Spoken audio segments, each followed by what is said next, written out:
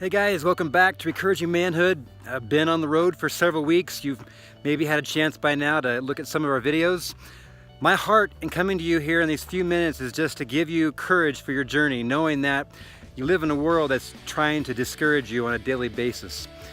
As my family spent time over the last several weeks in different people's homes, in different churches, I was reminded time and time again that it's so important to not use stereotypes and broad generalities to figure out families or churches.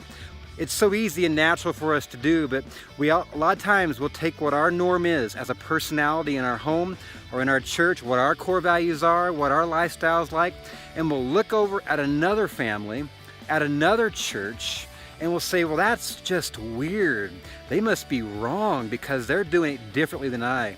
And if you're doing that, you're missing out.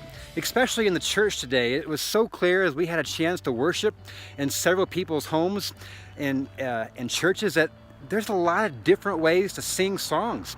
There's a lot of different ways to do church. And if you think it's just because it's different that you devalue it and make it wrong, if they're trying to honor Jesus, if they're trying to take him at his word, it can be different and it can still be very, very good.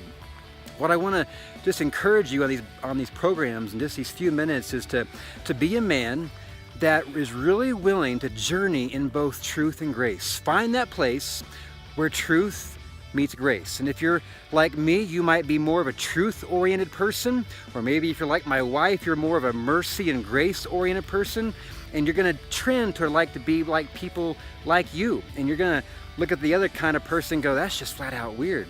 If you're doing that, you're missing out. Kimberly and myself, because we come together as truth and grace in our marriage and in our parenting, we find that place where truth meets grace more often in our home, in our church. I want to encourage you to do the same today, to value the differences in your fellow believers, in your spouse, and in your children. If you'll do that, you're going to find relationships that go deeper, that climb higher. But it means that you're going to be humble enough to look at differences in other families and other churches and value it instead of devalue it.